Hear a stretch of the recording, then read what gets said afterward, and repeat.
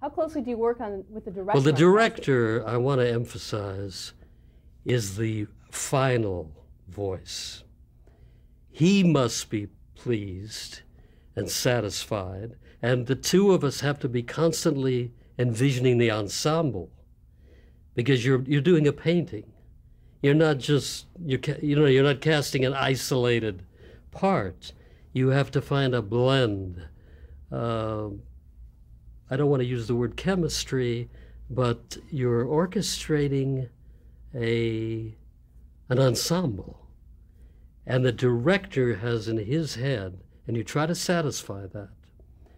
And he's the final word. He'll say, "Set, Karen." And although occasionally I'll say, "Wait, tomorrow I'm bringing in another actor that I just would like you to see before you make your final decision." Okay, okay. But he must be totally satisfied. And the director gives you, after you've read the script, gives you all his input. The way I see this, and occasionally he has an idea of who he wants. And sometimes you'll look and you'll look and you'll look, and you turn to the director and say, "You were right, your first choice." Or you will say, "We shouldn't wait because I know this actor has another offer." You know what I mean? Because ideal casting depends on availability, affordability, the actor's interest in the part. There are a lot of other elements other than just thinking of an actor. Every director is a different method of working. And frequently during the day, I would go from studio to studio and have to make adjustments to the individual director, because some directors didn't want to read actors. They would say, "If you tell me he can do it or she can do it, why do I have to read him?" Which is a great trust. And the actors' directors, as a rule, wanted them to prepare, sometimes would read within themselves or with me. And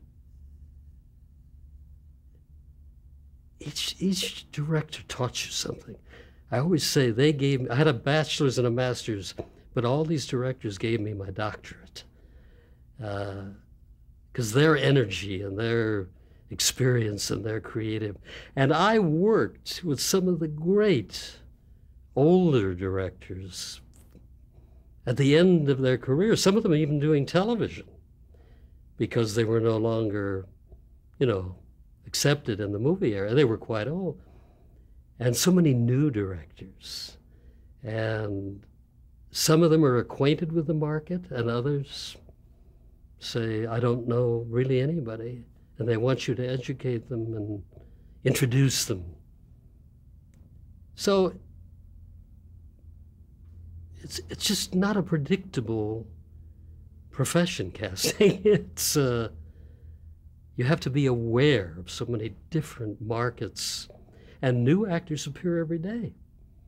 So it's not like you can look in a directory. You're constantly saying, and agents are very helpful. They'll say, "Lynn, there's a new actor in town who you should know." And you find these people that have just come on the scene.